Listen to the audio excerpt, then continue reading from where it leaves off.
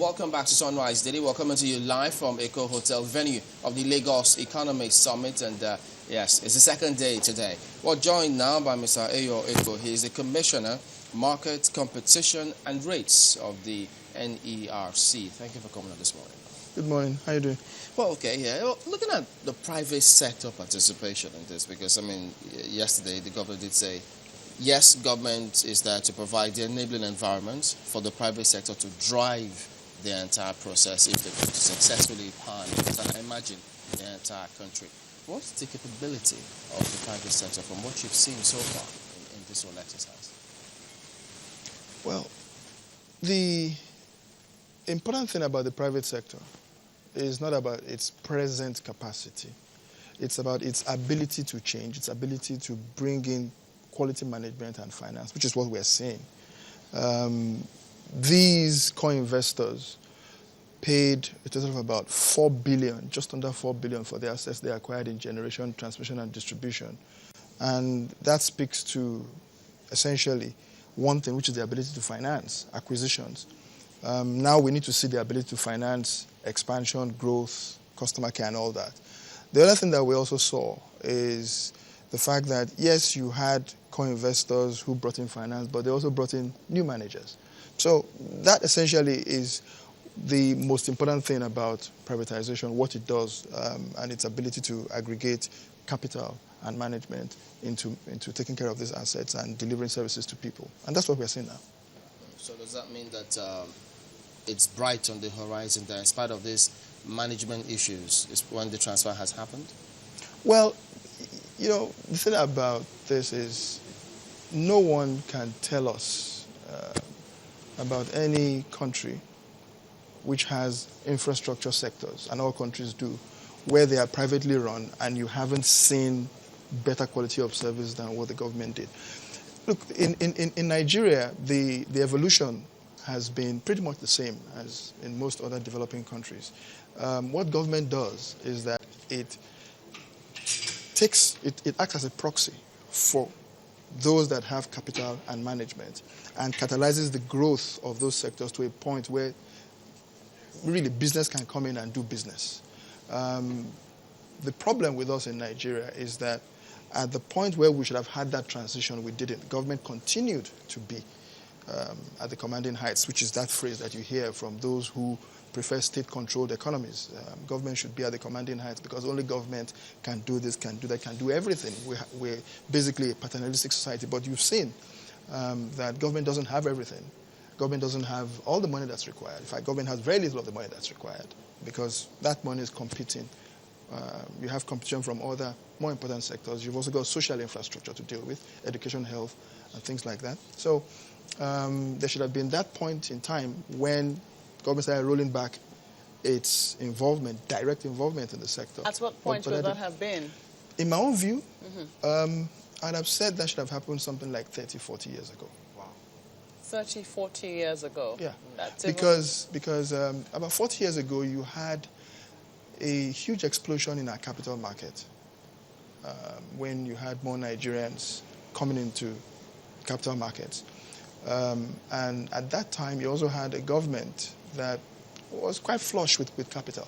And that was the point in time at which you could have said that the government should then have redeployed its finances to social infrastructure, to education, to health, all right? And then left infrastructure services, by and large, to the private sector to manage. So that, about the same time, was when it was done in other countries, all right? And there's no reason why we shouldn't have also had that particular milestone marked at about that time. But what we have is what we are seeing now. What's the price you think we're paying for that now? You will never be able to say how things could have been because you just don't have it. Mm-hmm. But what you can do is to look at what's happening elsewhere. Mm-hmm. Look at China. China is officially a communist country but decided to adopt capitalist principles in growing its infrastructure. And so what China has been doing over since 1978, when Deng Xiaoping changed that policy, has been basically power, talking about power now, commissioning new power plants on an average of about something like 250 to 300 megawatts every week on average since 1978. And they still haven't met demand. Okay? But they have powered their economy. China has grown consistently at double digits for over 30 years. And when you see that drop from double digits, 10, 11% to 7%, they say the economy is not doing well. But it is doing well compared, because we are doing 6% average each year. You know. Now, what you can also say is that we could have been doing 10, 11%, just like China was doing over the last 30 years, if we had a functioning power sector that actually is not a brake, but more a catalyst for socioeconomic development. Well, now we've taken the leap. Where we are right now, private companies have taken over. We're talking about how government is still supporting them. And some people are raising eyebrows as to the companies that eventually took over, because I listened to the last speaker, he was talking about how now the companies should begin to pump in finance and, you know, make some investments that people should begin to yield results. So far, so good. We don't seem to be getting a feel of that. What we seem to be getting is like private companies who seem overwhelmed with the burden that they have inherited. You would be overwhelmed if you had to serve 160 million people with 4,000 megawatts. That's a fact. Yesterday I was speaking over there, and I tried to set things in context. Two things. One is chronological and the other is financial. In terms of chronology, we are essentially doing something, like I said, that we should have done 20 years ago, 30 years ago. If you had me there, 40 years ago. Take that leap. We've had a state-controlled power sector since 1951 when we established ECN. All right? And it only got into private sector hands 61 years later in 2013, or 62 years later in 2013. For each of those 62 years, we have never met demand. And we have never met demand by a wide margin. Our population has grown astronomically. Just 25, 30 years ago, we were 55 million. We're 160 now. No, we're about 75 million. We're 160 now. Double our capacities. Okay? You would expect that your power sector would also double in capacity. But all along, your power sector has never been up to the mark. That's chronological. Now, you then have these guys come in, private sector. They're not magicians. They're not going to clear a backlog, an engineering backlog of 61 years in 6 months, in 6 years even, possibly even, maybe even in 60 years. Why? Because our population is growing all the time. And it's a moving target. Okay, every time you put in 1,000 megawatts, you think it's okay. It's like telecoms. Every time you put in a few new cell sites and they tell you that this is going to be enough for the next 1 year, 3 months later, we're all complaining about quality of service and drop calls and all that, because nobody can really estimate the kind of demand you have out there. We do know now with our GDP rebase that we have a huge economy. So many sectors that have not even been touched, have not been brought into the frame, right? All of us need these things for socioeconomic interaction, whether it's telecoms, whether it's power. So every time you have a new megawatt available, you think it might just be enough for you. Then you find out that there are a whole bunch of guys who have great ideas that they couldn't realize just because they don't have electricity. And the difference between those ideas and reality is the cost of a 5 kVA generator. But the point is, the reality hasn't changed. I mean, no, if we were change. doing 4,000 megawatts before the private companies took over, it would seem that we're even doing worse now. The generation hasn't quite improved, and it doesn't seem like new investments have been made. It's doing worse, in quotes, because we found our voice. All right? Government owned. Okay. What do you expect from government? Not much, so don't complain. We are hearing people bringing up complaints that have always been there.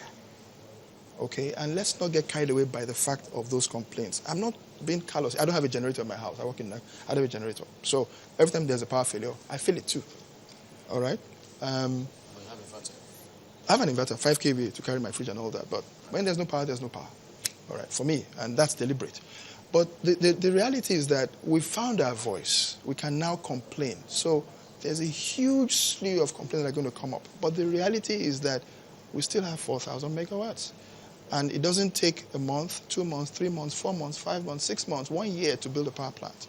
Prof. Naji was sitting down here. I think he said something about 2 years or something like that. I thought I heard him say something like 2 years. That's in the best of cases. Probably more like 3 years, because we've got to deal with acquiring land from communities, which is a peculiarity of our own situation here. So what you want to see is quick wins. We're in Lagos. We're in the territory of Eco Disco. And what Eco Disco is doing, for instance, is what he also mentioned, embedded power. It's not a new thing. It's been done in other places, but we need to do it here because we've got two major constraints: fuel supply and the transmission grid. Okay, the transmission grid is fragile, just like the entire electricity system itself is fragile. And it's fragile because there has not been investment in it consistently over the last 25 to 30 years. And when you don't invest in anything at all, it collapses. It becomes practically not fit for purpose. Let me try and give an analogy about this. Family of two children. They do very well with a 3-bedroom house, right? Over the next decade, 3 more children arrive, 4 more children arrive, and it's still 3 bedrooms. Okay? What do you have? Congestion. The infrastructure in that little house is put under pressure, and it collapses eventually because there's not been any expansion. That's what we have in Nigeria. Small analogy. So what I'm saying here is that you have new owners coming in. They first have to clear an urgent stables.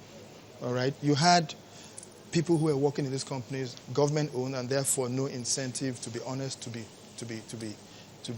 efficient, to be competent in doing their jobs, collect money from customers and pocket it. Those things have to be cleared away. You've got a dilapidated network that wasn't fit for purpose, and so that has to also be more or less swept away. But at the same time, you can't sweep it all away because it's actually 7 people. So you've got to keep it going, while you're financing, designing, procuring, constructing, all right? And all these things take time.